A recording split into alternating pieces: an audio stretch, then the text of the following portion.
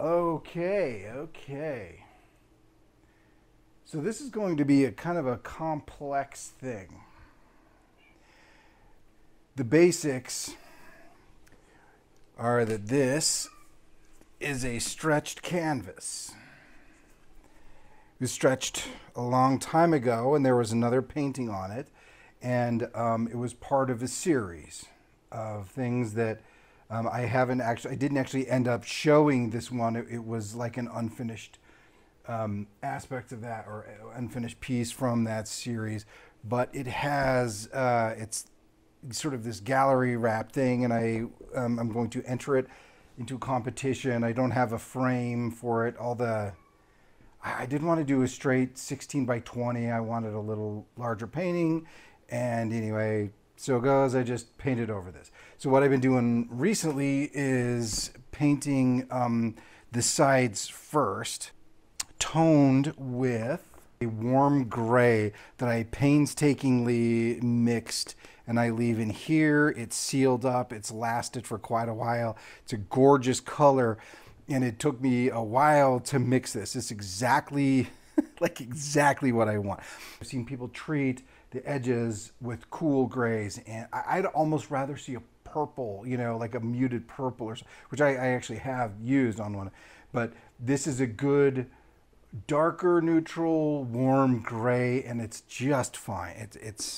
And then the surface is this parchment color, and of course, like some of the brush marks got onto the surface, so I just started painted it in, and kind of created a bit of a halo effect here with some texture, and that's just fine. So what it turns into is kind of an interesting ground here. And to me, the whole show is on the palette. It's nice to see nice to see a painting emerge, right? But really, all the work is done on the palette. So what is the work? What are we doing? Well, I'm going to use this guy. It's going to be this, okay? But this was an interesting painting. This was the last one, and so I haven't even released this one yet by the time I'm filming this, so I'll be one ahead. So this is the sketch I'm using. This will be the first time I will have returned to a big studio painting since I've done the series of plein air paintings. A lot of them are in here. So for example, that was the first. It's terrible. And then the next one, oh, it's not so bad, and planned out the palette a little bit, and then then we start to get to actual, we start actually getting somewhere. And anyway, this was a photograph, but that was plein air as well, plein air, so on and so forth. And this one is not plein air, but it's the first one I've done. It's a photograph, but with all the work I've done from the plein air stuff, right? And so, for example, you've seen this one on the channel, right? I want to touch up things like get rid of some of the dark stuff on the bottom here to concentrate all the detail here. But what you can see from the plein air stuff is like a lot of what I've been doing is urban, suburban, mostly suburban, like natural lighting, mixed with artificial light kind of work. For example, there's this one too that ended up in a show, and this one's going to be for the same place but different kind of show. So this was a plein air show, and so the whole point was something like this. It's the complexity here. It's like I really like this. It's one of my favorite plein air pieces actually, and it doesn't get much attention because it's so small. So I want to actually redo this and blow it up a little larger and see if I can't sort of mimic some of the detail. I should have recorded this one too. It would have been it was a perfect morning, and I ended up entering it into a competition, and this is like one of my favorite plein air paintings, period. but it just doesn't get the attention of some others. And it's just so small.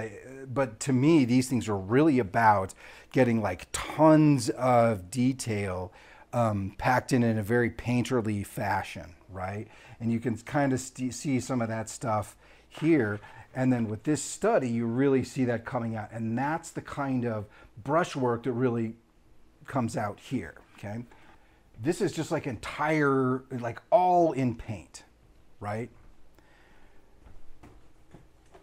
And one of the original works I did on this channel with the same, you know, on the same like gator board panel, but this was one of the first things. So like I did on the channel. Now notice the difference here, okay? This was a photo painted before I did a whole year of plein air work, right? And this is after that year of plein air work, okay? And you could just see the difference, right? And these are basically, these might have even been taken on the same night. They're both from photo reference. I really like this. I really like the angles. I really like the architectural, the sort of like very loose architectural stuff.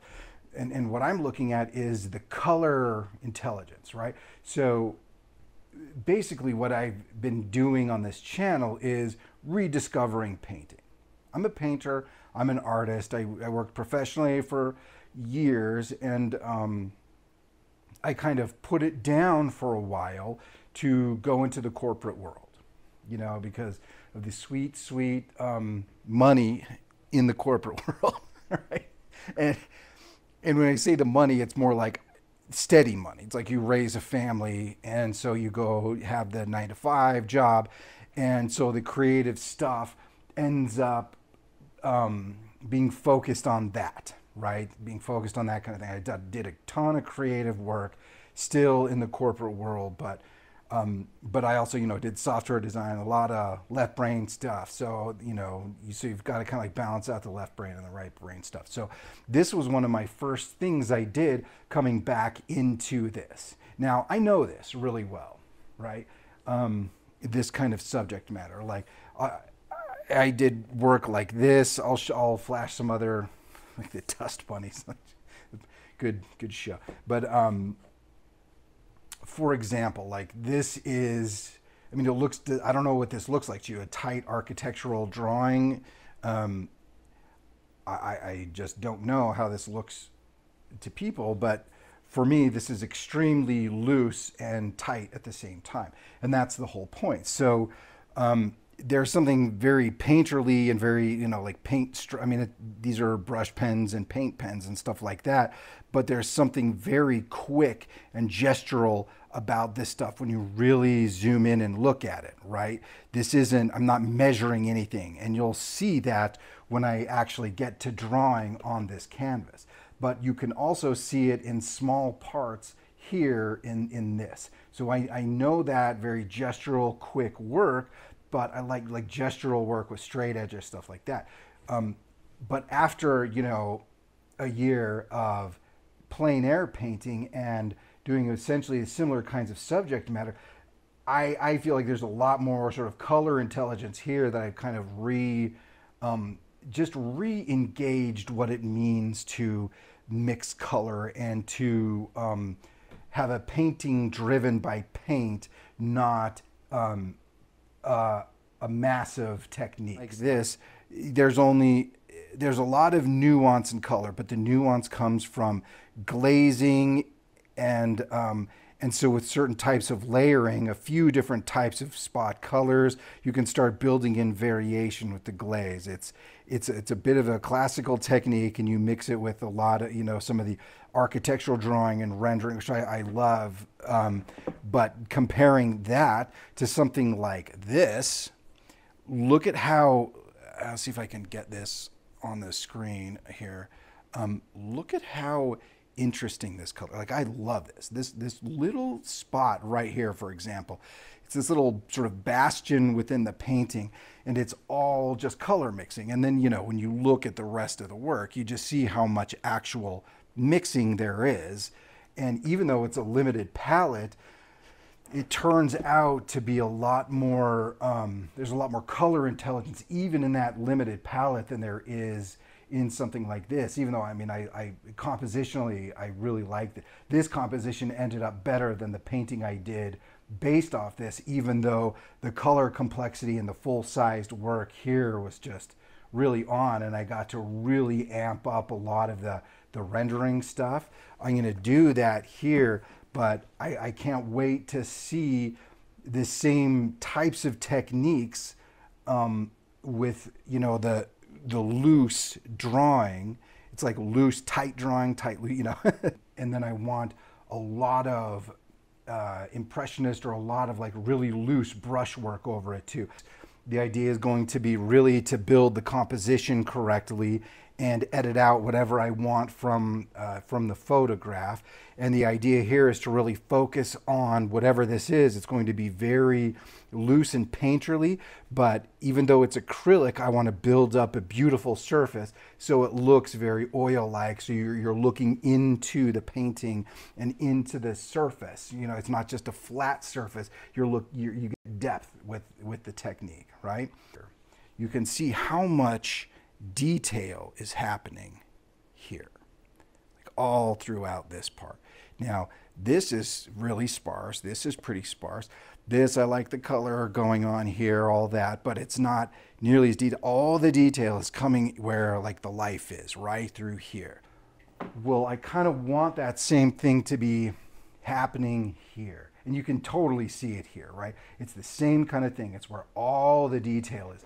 It's where all the busy brushwork, calligraphy, and all that's going to be going here. And then through here, sort of like fading out into kind of abstract expressionism, right? Just big, thick strokes. I think I'm going to start out with a palette knife and blocking things in just with the palette knife and normal color, just normal, like direct off the palette color, and get some basic colors down and let it dry. And then by, you know, in an hour or two, I'm going to start drawing on it. So, so here, let's do it. Let's start. Let's stop talking. We'll start drawing or start scraping. So what I'm doing here is I'm looking for essentially shapes, because the drawing that I'm going to lay down is going to be very shape oriented too.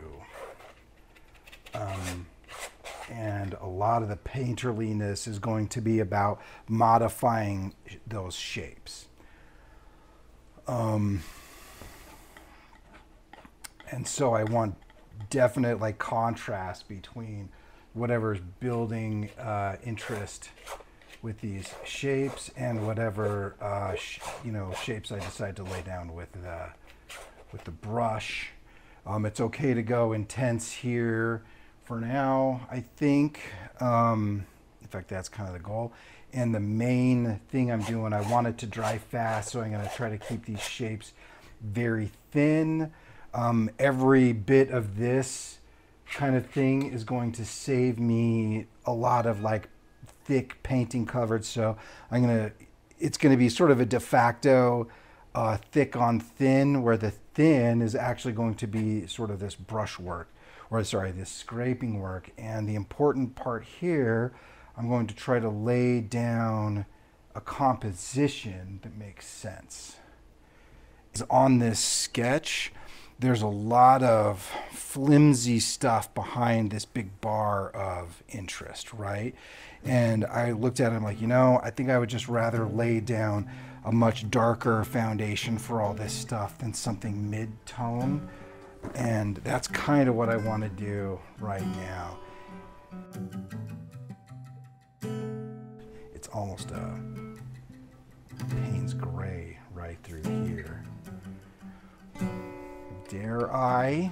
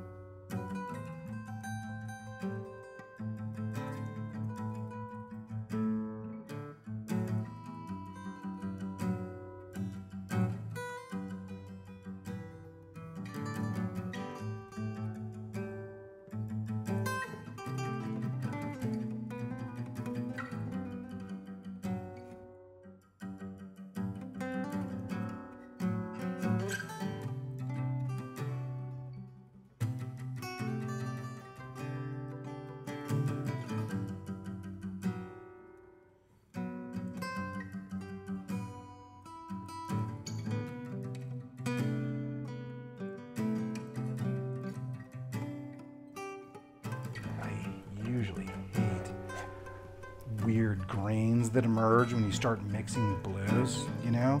But that's on. So that should do some interesting stuff. I think I leave a little too much down there.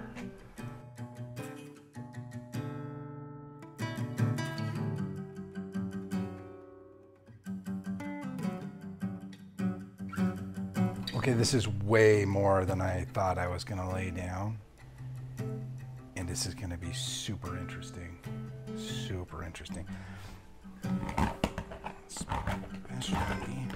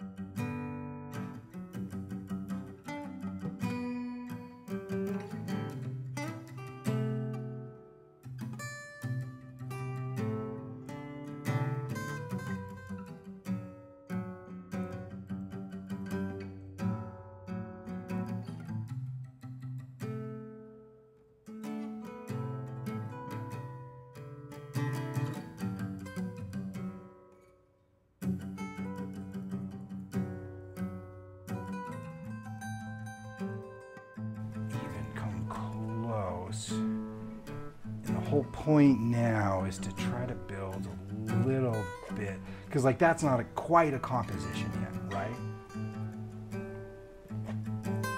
I want to put enough in there so you get a sense of space.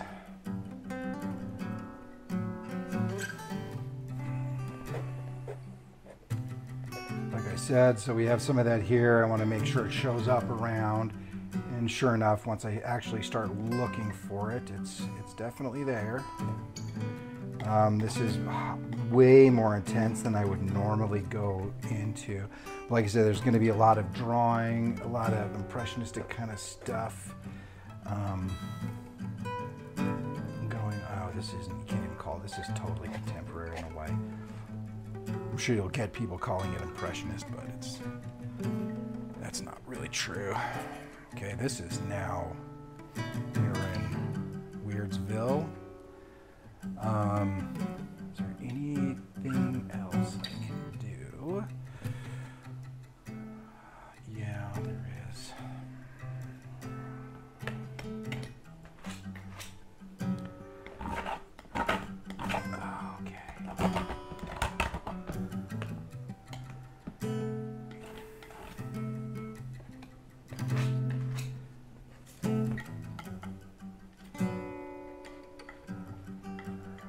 Yes, this slightly greenish pavement color technically just mutes these browns here, which is fine. It's good. It's good. It's good.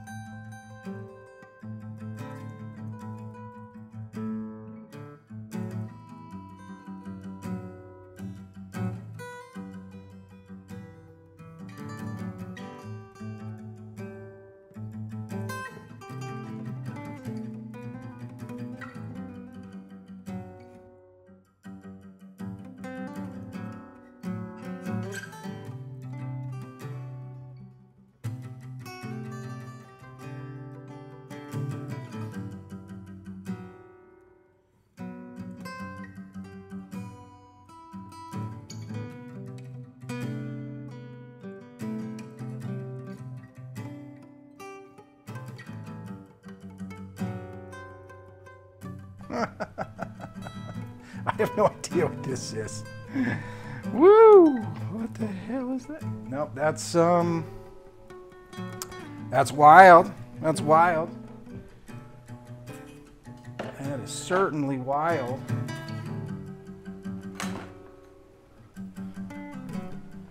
I don't care about big chunks up here so much as I do here. Mostly because in this area I'm going to be drawing, and it's going to be very intensely detailed through here. It's probably too dark here, but I'm using, I'll be drawing with whites and darks and inks and paint pens. So this is basically so chaotic now that there's kind of going to be no rhyme or reason, which means I'm going to lay a lot more on there than I thought.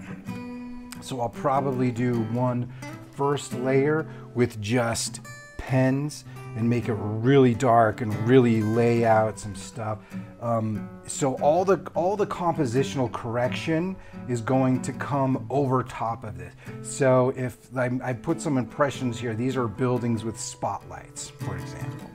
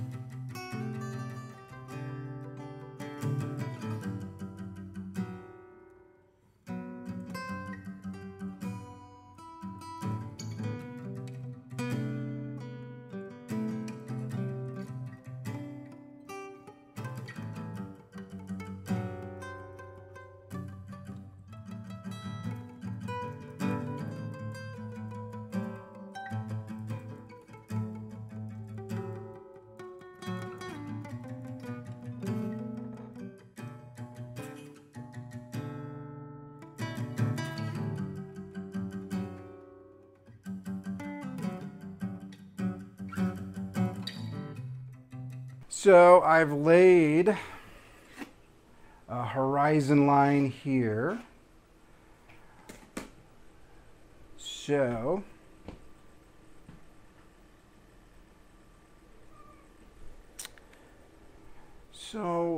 I've been looking at photo, seeing how I want to distort it. I want a good protocol in mind to be able to distort it like that, and I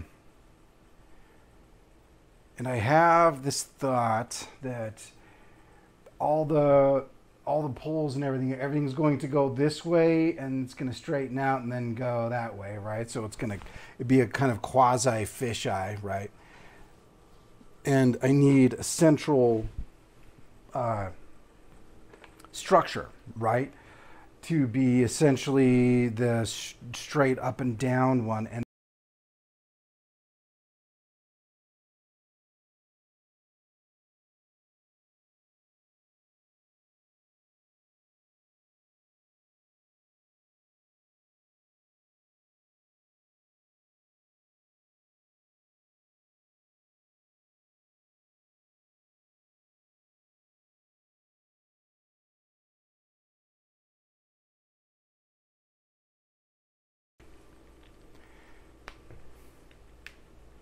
so we've got, I'm using these, the One for All paint pens.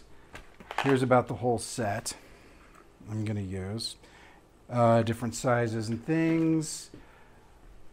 And that's about it. I'm also using, to put the horizon, these are the Faber-Castell brush pens. This is India ink suspended in a kind of acrylic emulsion.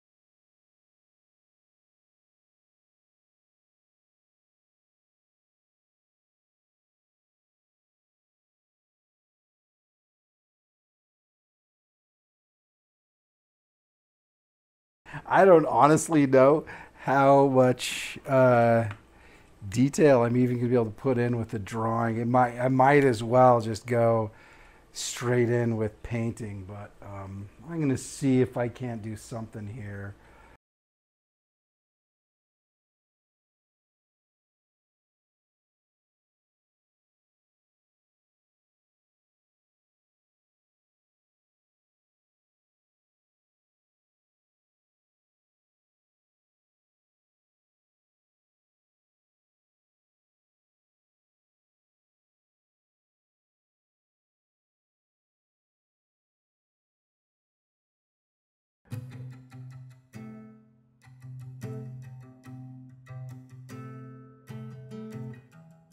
Got that right. That's basically the vanishing point right here. It's like where, it's about right. Is it here or here?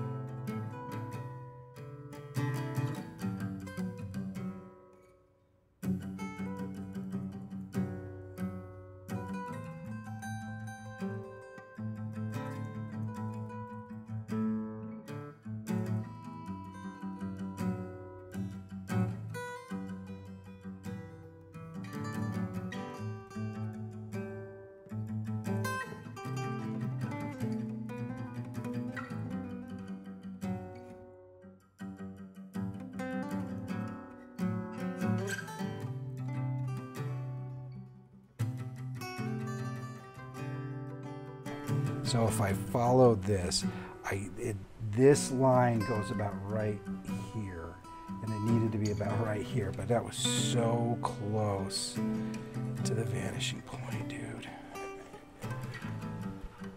That was so close to what ended up being the vanishing point. That is why you develop your eye. I can pat myself on the back.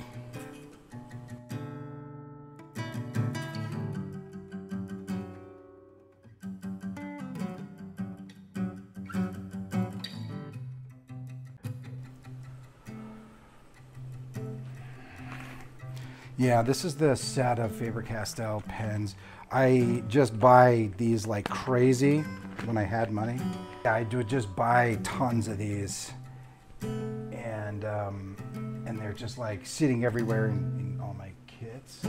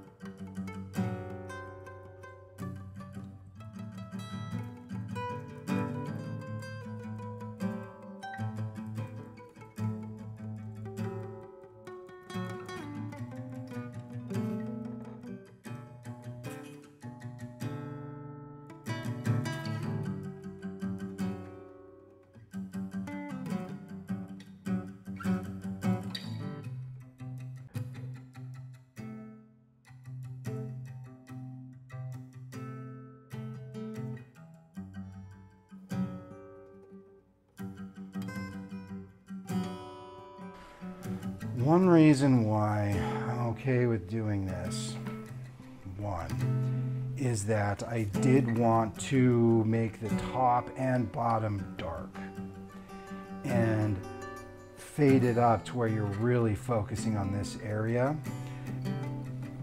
And it's transparent enough, translucent enough to kind of work as a glaze. So what it looks like is we have a palette of semi-opaque glazes. So that's how I'm going to treat it, I guess. Probably be nice to have a straight up phthalo blue, which I don't have. Yeah, I don't think I'm going to be able to do a ton with this, but it is kind of experimental, so I don't mind using it to build layers here at all. So what's happening is a lot of those, the scrapey colors here, like the purples and everything, you know, they're still gonna make it through. This is essentially toning them down, which I kind of was gonna do one way or another anyway. That's fine.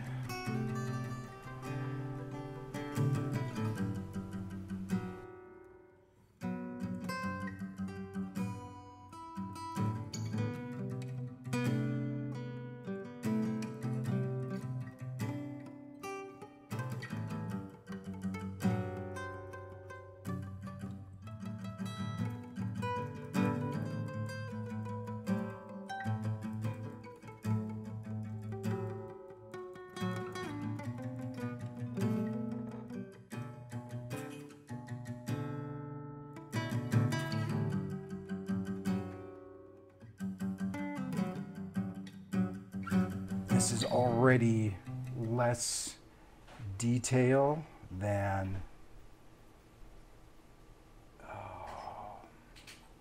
this is already less detail than I wanted to begin with here. Like I already had more detail with the bright.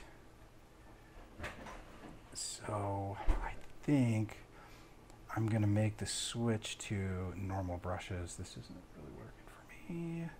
Some nice things going on, but I think that's enough suggestive stuff.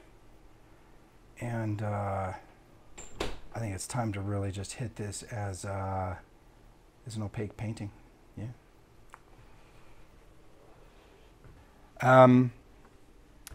And we're just getting experimental here. I wasn't going to do this.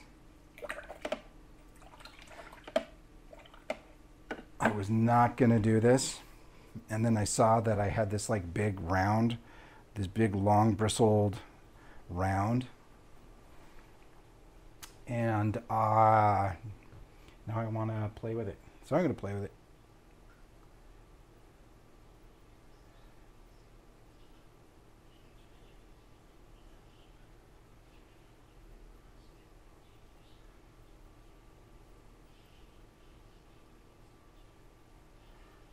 And so with these big long bristled brushes, the dagger is kind of the same, where if you go flat you can get huge like thick strokes, and this is not thick, and you can get really thin strokes too.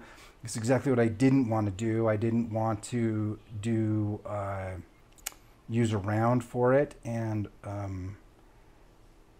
I just feel like it's so weird already that I kind of just don't care. So,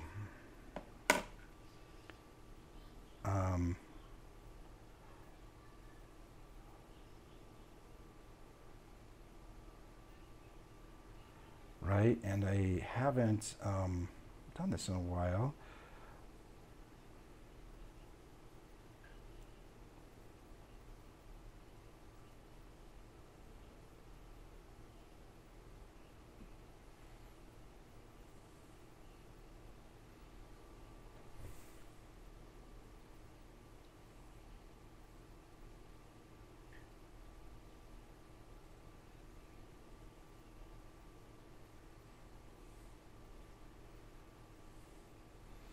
I don't even know what I'm doing.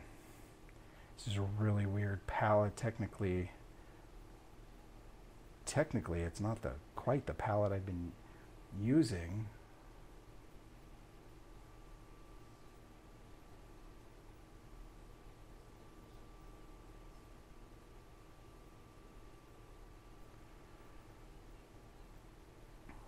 And this has gone from something scrapey to something really like kind of I've heard the word floopy before. I'm not sure that's good.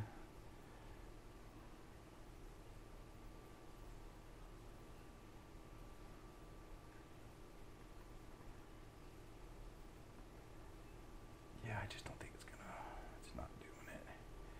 I mean, I'm liking the irregular strokes, but I'm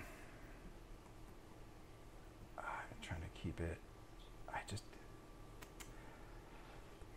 What am I not liking here? I am not liking how far away my reference is, and that I'm looking over a bunch of crap. So I may have to do some major like readjustment here at some point, but I'm liking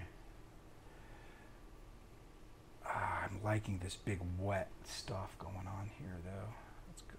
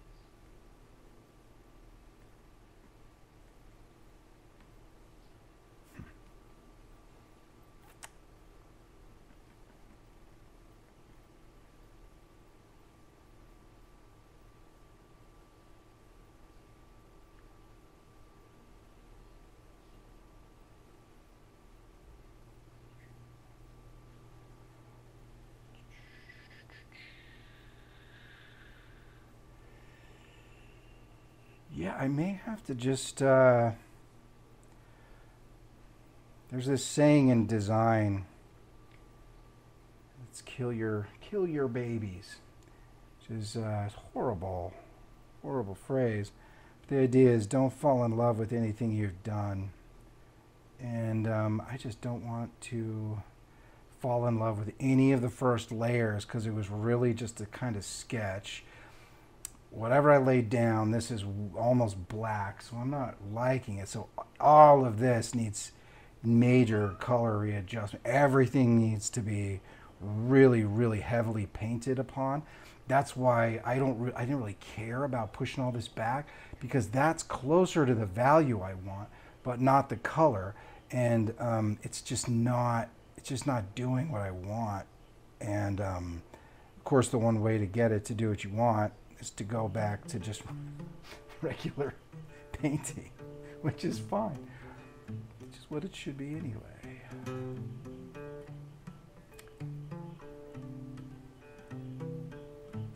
Which I'm kind of liking where this stuff is going, because it's a little closer to that.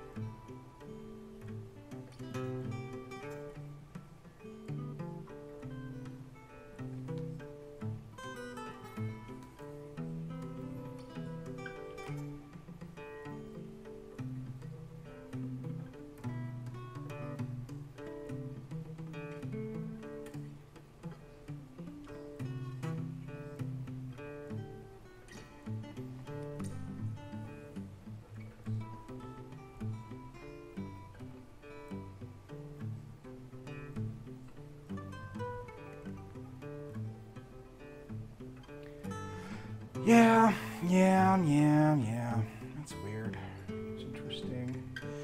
I mean, there's something interesting about it. I'm not sure. I mean, that's super intense. Green. A little bit of that there. A little bit of it up here.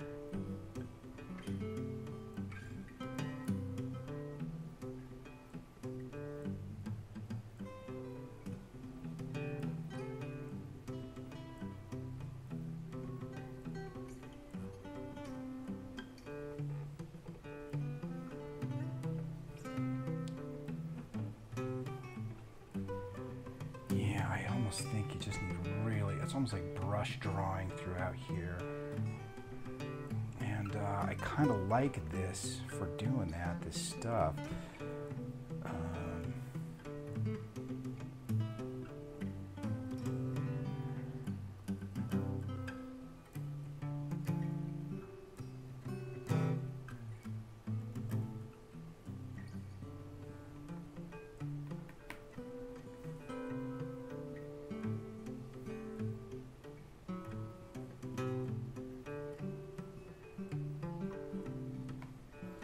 this is just chaos, man.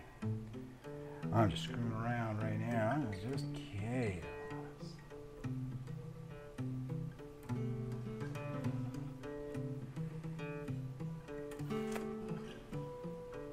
Yeah, I had some there. Already painted over.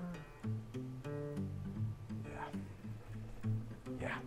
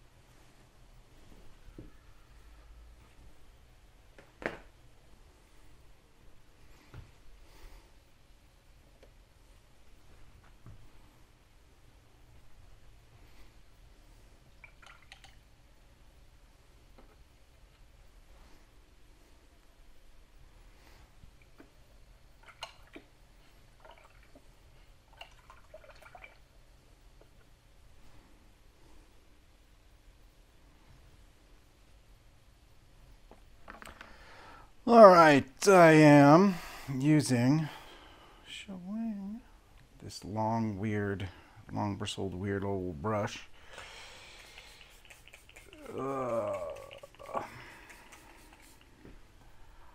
I am slogging through this painting.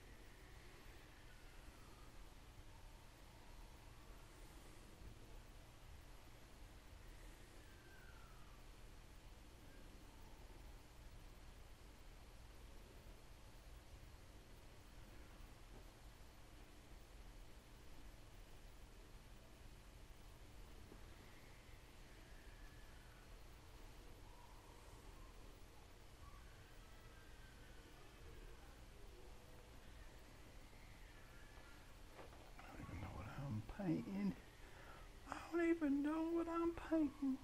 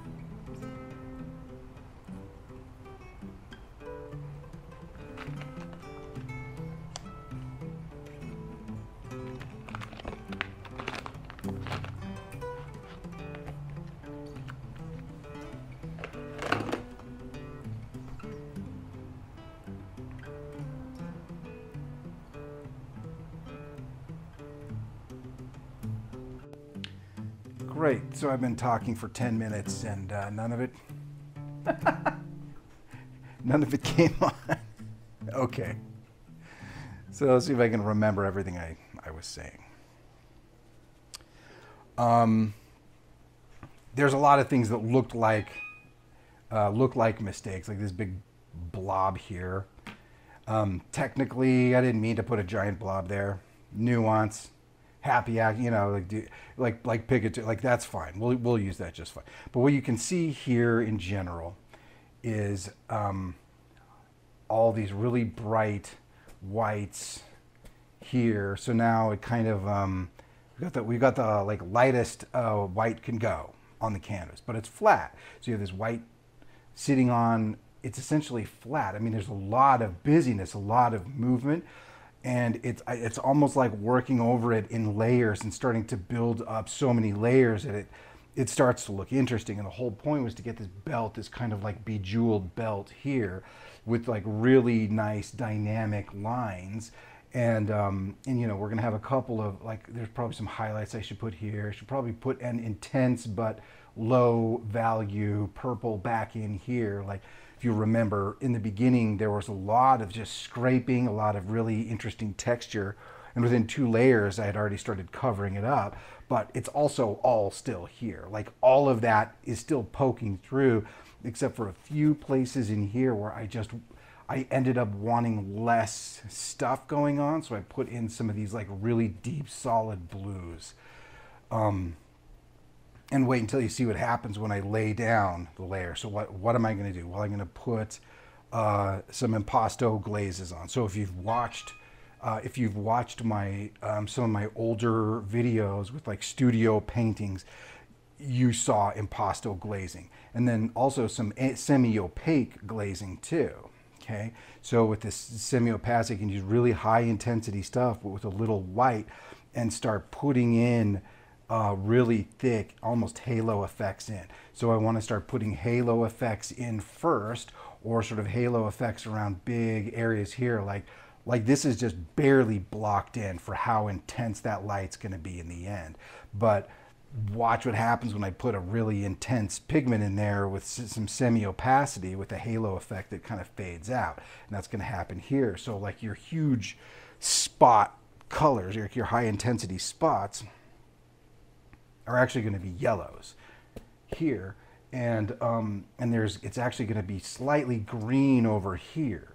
And that's almost it. Then you're going to have these like a couple of high value spots around, and hopefully the way it works will kind of lead your eye around. There's some kind of intense stuff I can put in that'll bring you down here. There's some intense cloud breakage here, some lower value but intense purples I kind of want to put back in. I'll probably scrape in as well as maybe kind of reinforce this greenish blue kind of here. But anyway, the whole thing's going to kind of lead you in here but move you there.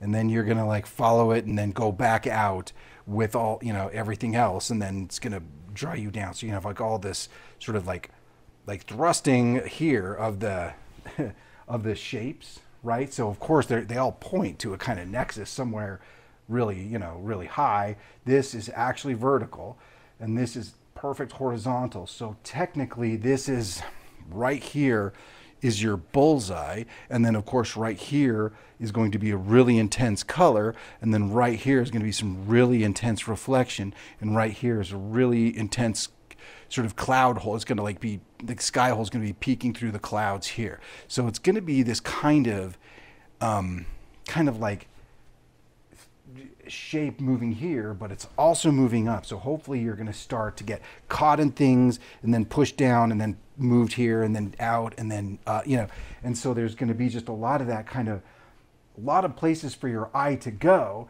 But it's not like a classical composition where it leads you around and back and then around and back. It's really going to be like this sweeping, you know, it's a modern subject matter. And you know, with this bejeweled thing coming through here and then getting more and more abstract as we get to the edges, where there's almost no detail up here at all. It's all going to accumulate here, you know. But it's pretty broken right now, And at a certain point, like once I decided, like, all right, then we're just going to go through, like we're going to fully go through glazing here and really make things intense. Well, glazes also unify surfaces.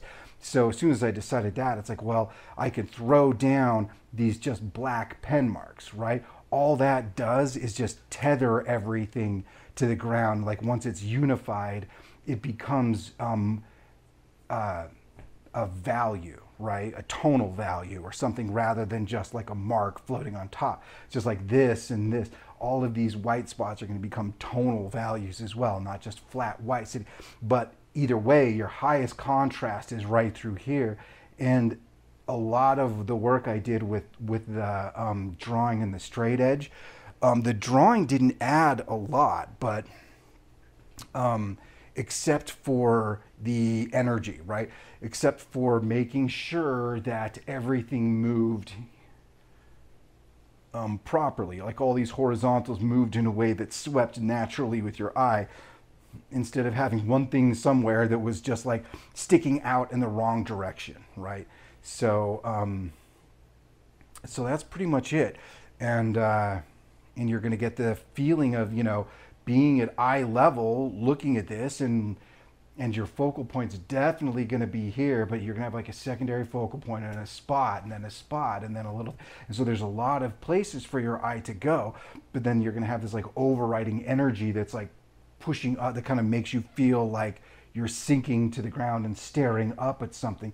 And then a lot of, or a couple of like sky holes that kind of will bring you back in, right?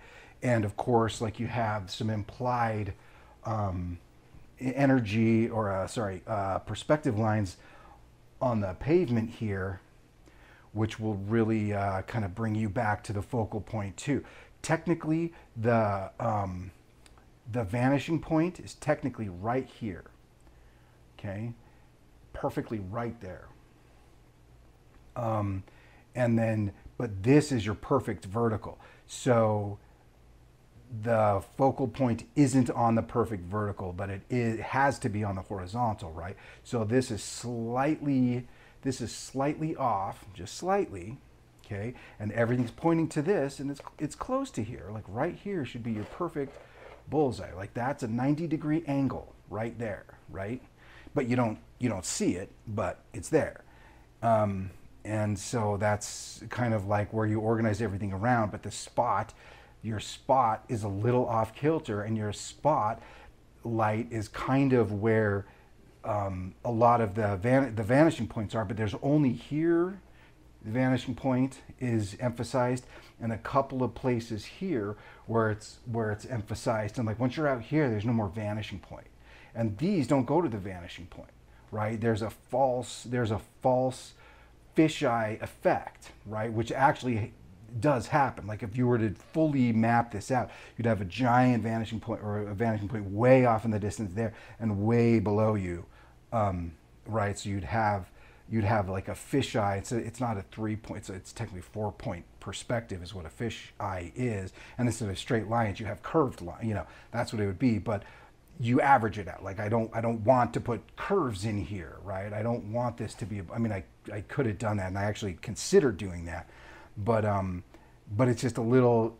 It's organic enough. I don't need to put that. I just want some rules of thumb with where things are, and I wanted to make sure that with all the lines and things that were going to be put in, I just wanted to make sure that they all kind of made sense. So any time I put any more sort of verticals there, it's going to be nested in between something that I already like, so it's going to be really hard to mess it up, right?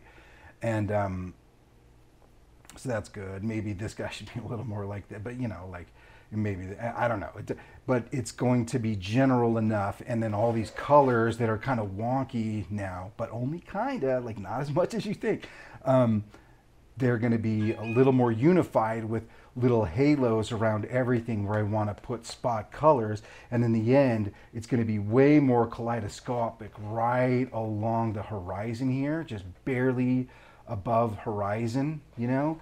And but then a lot of the signs, like it's just going to go crazy bejeweled in here, but crazy intense spots in a couple of places, and probably fade out a little more here, and then a couple of like real intense, now actually no, kind of mid-tone, intense in color, but only mid in value,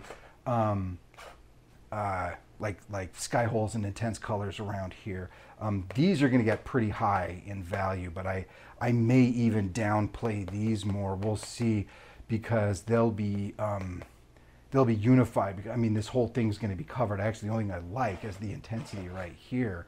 But you know, we'll see how that goes. I actually really like the color mixing around here too. It's become very nice and very neutralized. So I'm not exactly sure what I'm going to do with the pavement there either, except that I'm going to make sure the glazing here on the around the bottom is going to be warm and brownish, and up here it's going to be cool and bluish, you know, and you know, of course you're going to see like the sky stuff picked up on the ground, so you're going to have some unification there, but this it definitely needs to be warm in the pavement. And I've made the mistake of putting too much warm at top. There will be virtually no warmth here. The closest the warmth will get will be the purple here, which is already kind of on the in the pavement, you know, and only slightly purple too.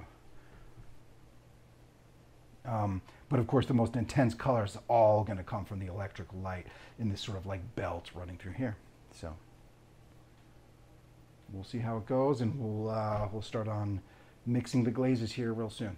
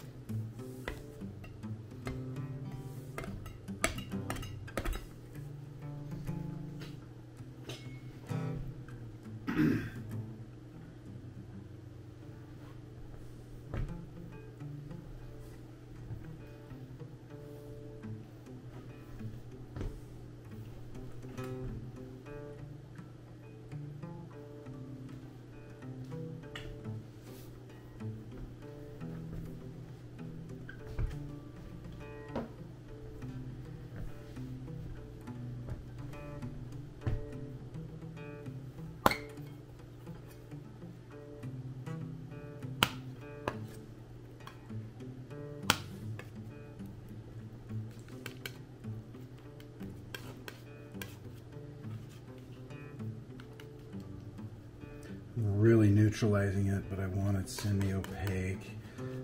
It wasn't too, I saw the drying quality of the ones, I don't know, like it looked really good, like on the tests I did with these, so I'm really crossing my fingers that these yellows will just be super intense. I don't quite know what I want to do with these, but there's this great haze here with a lot of these, and so this is like the haze maker, I suppose.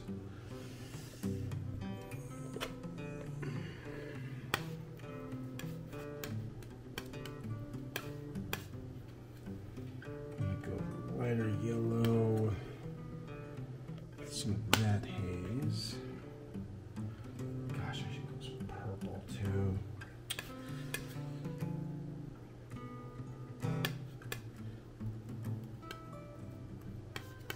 Just weird. All right, I'm gonna let this dry.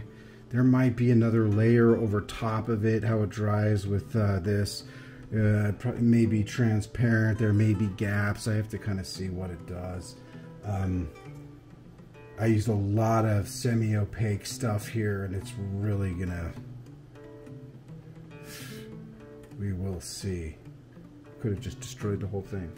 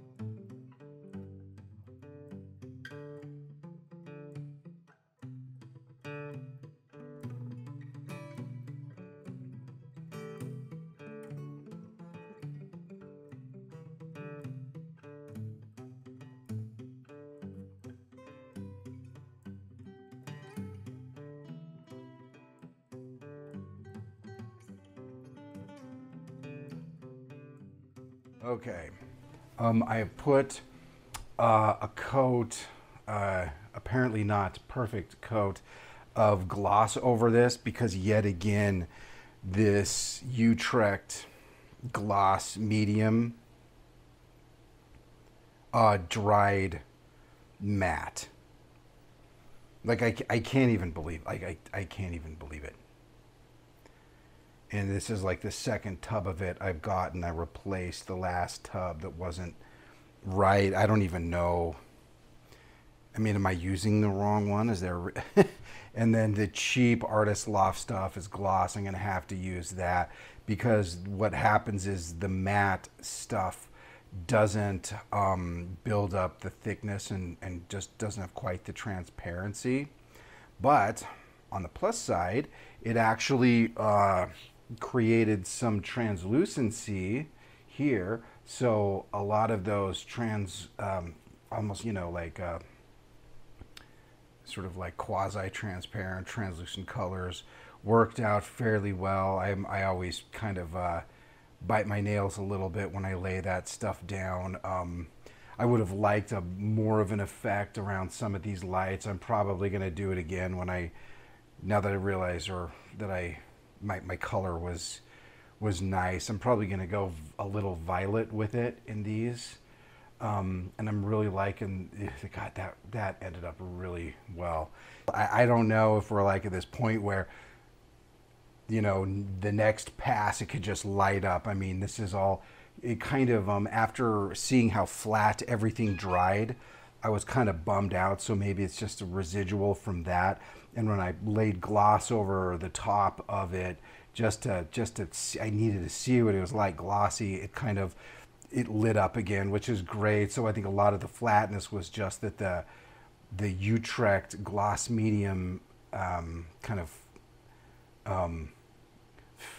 it looks like they put satin or matte gel in the wrong tub is what it looks like, to be honest. But it makes me want to rage quit Utrecht, except that I can't do that, baby. I can't do that. No, but it does mean that I'm going to have to find another solution for sort of building up depth here. And so I'm going to do another pass and then just see what kind of depth I already have built into it from the last, this last glazing, or the last, I don't know. I need to put more purple here. This is a little goofy, like for how sparse everything is. I'm not liking anything about that. I don't quite know what I should do. I think maybe I have to offset the, I wanted to keep this all in shadow. I don't think it's going to work. I think I really need to offset this light here with a couple of spots here. And I was going to play that down originally, and it's just not good. It's just not going to work. But I do know that the last layers are going to be so intense. But anyway, I want to use the high luminosity color in here very soon, especially in places like that. So I may lay down that today. I think I'm going to use the dagger for the sky and the bottom here.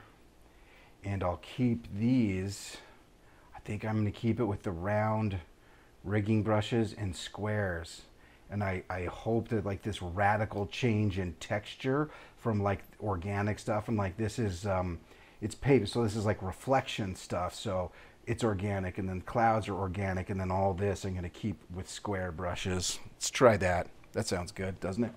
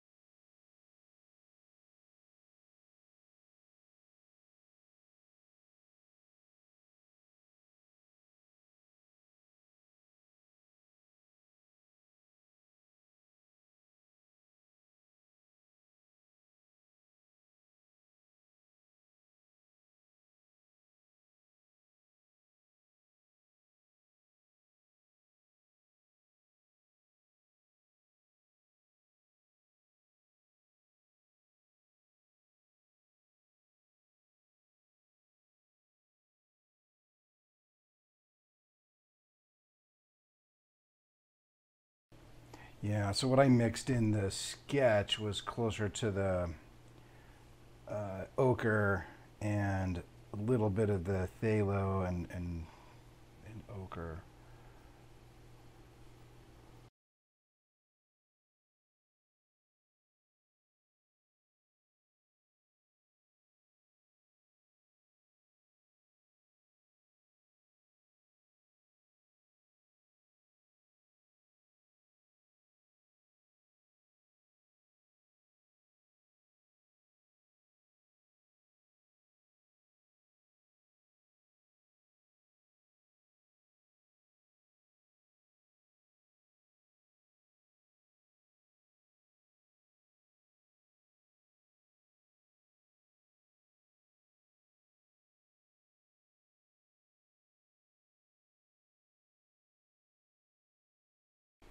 Gosh, that sucks. What am I going to do about that?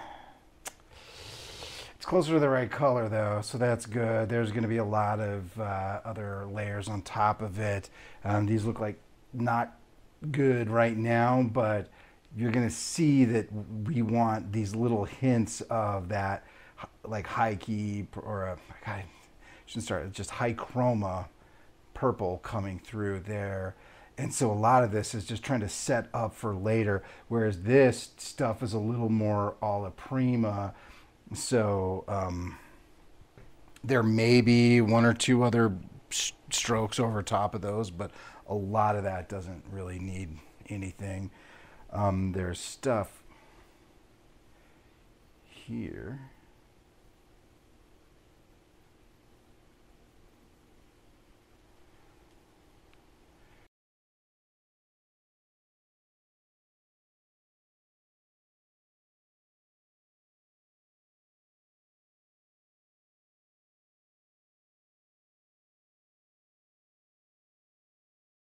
That's better. Good. I actually like that now, and I don't like that, but that's okay. This is. I just wanted the right color down, so when I start to push it all back a little bit or start adding more interest, at least there's something to work with. So.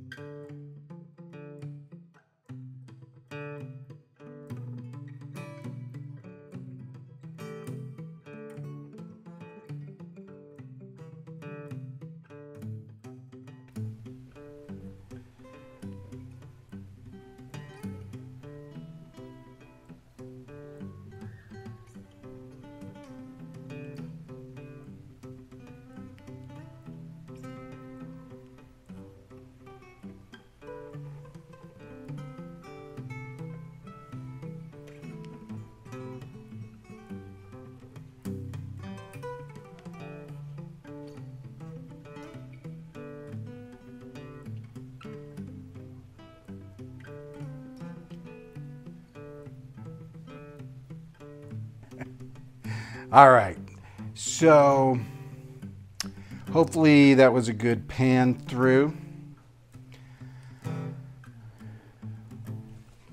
Let's see if I can explain what's going on. We got some nice halo action happening around here. It was nice. This whole thing got sort of neutralized a little bit. It was really vivid.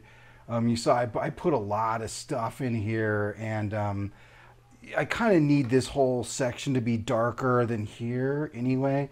And it's not really there, at least with this stuff. And there, it probably should be. I should probably put some more stuff here. I should push this part back and this part back a little bit.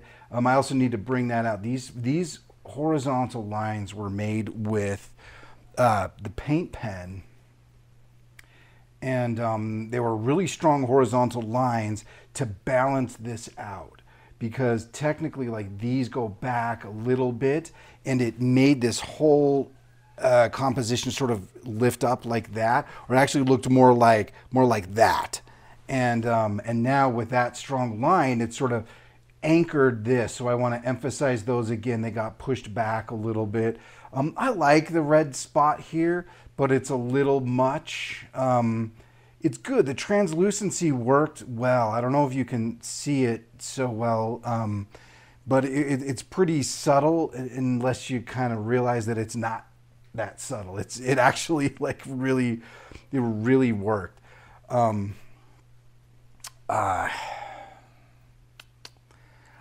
just, there's a lot of things I'm not like. It just got way too busy, but I kind of tried to gem this up a little bit, and it just ended up kind of being busy. There was a few things over here where, like, this doesn't quite work spatially. It'll only take a couple of little things.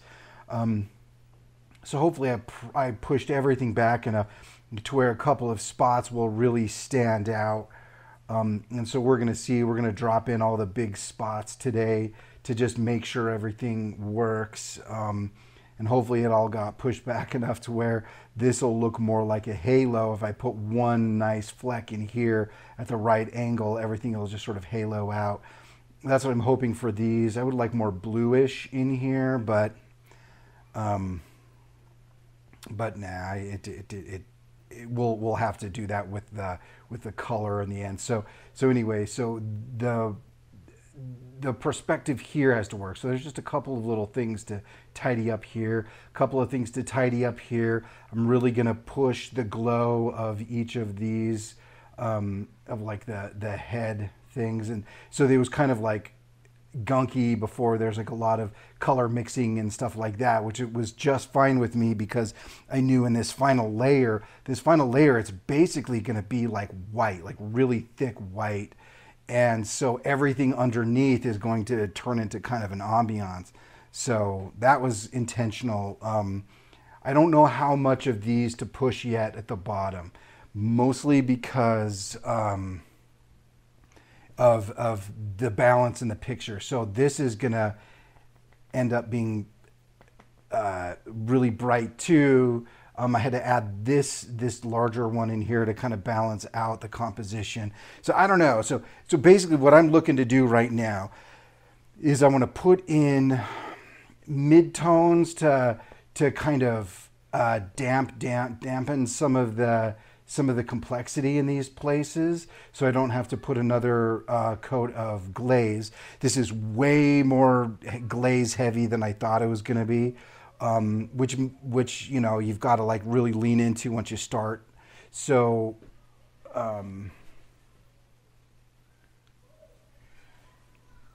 but anyway, so we got to see how this goes, and this should be the final layer of paint. And all this ambiance, I hope, ends up working well. And gosh, I should probably mix more white. My white's almost out here. But I'm not going to, because I want to just get right into it. So let's see. Yeah, no, never mind. I need to.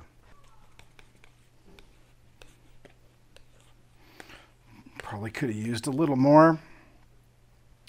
It's nice and fluid. I really need the fluid color to work here. The fluidity actually really matters here anyway. I mean, I'd cut this anyway. Why am I doing this? Come on, bro. Come on. Come on, bro. Come on.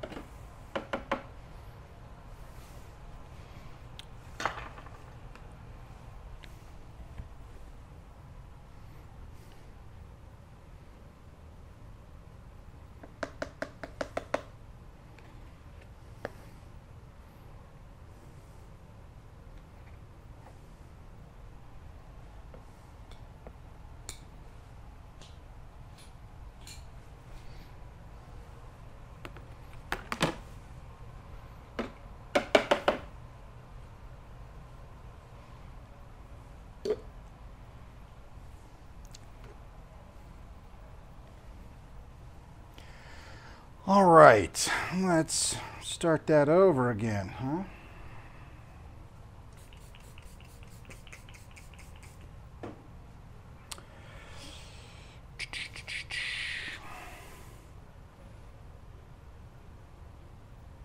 Yeah, I should have. Dang it. Should have got a little thinner with this. Through normal stiff bristles, that would be fine. This is basically a watercolor rigging brush here.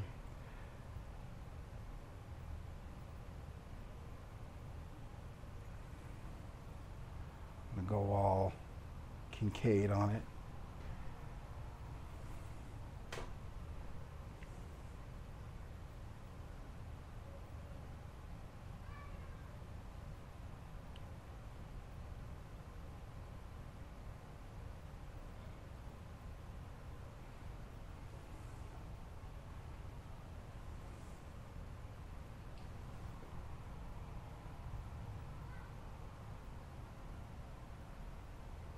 Okay, so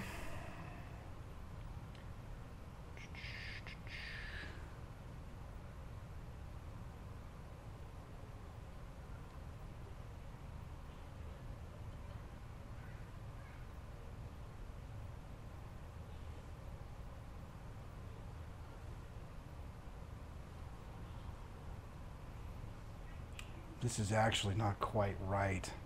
This is right, this is not, but too late now.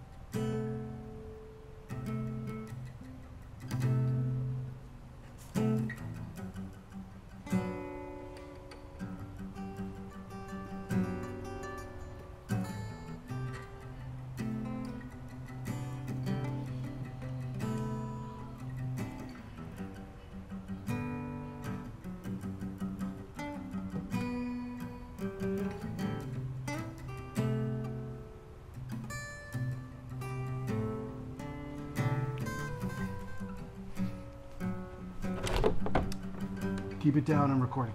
What? I said keep it down, I'm recording. Okay.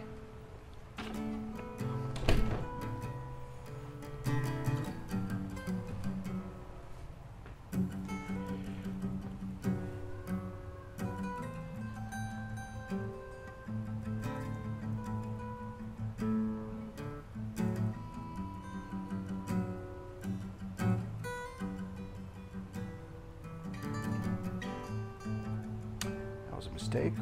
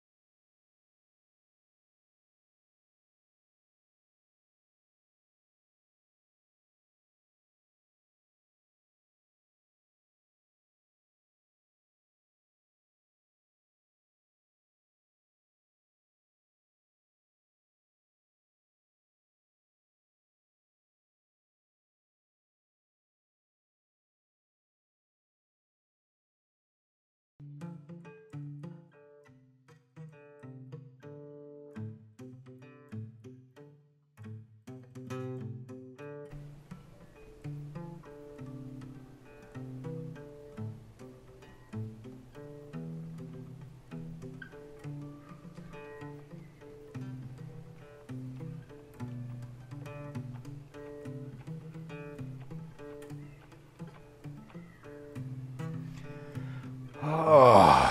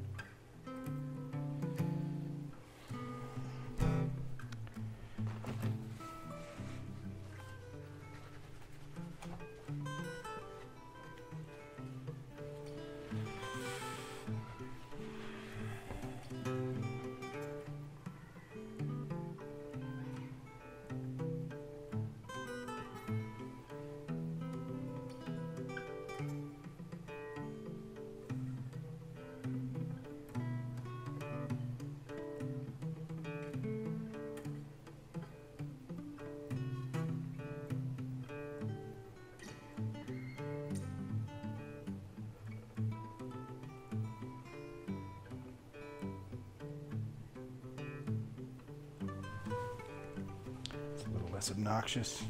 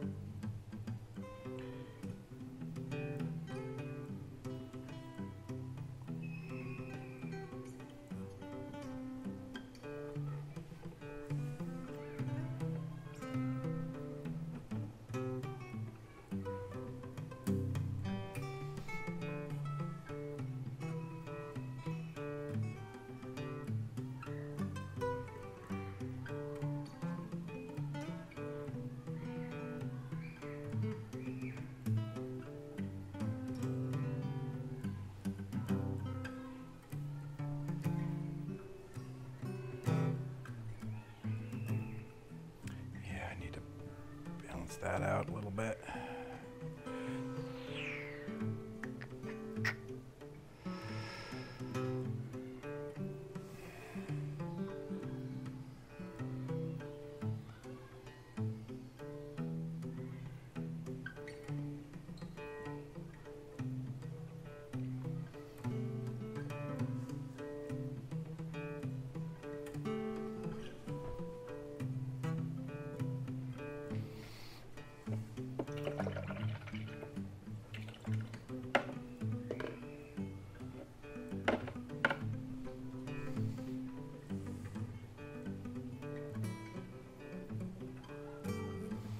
Well, this palette has lasted through 2 or 3 paintings. That's good. That's good.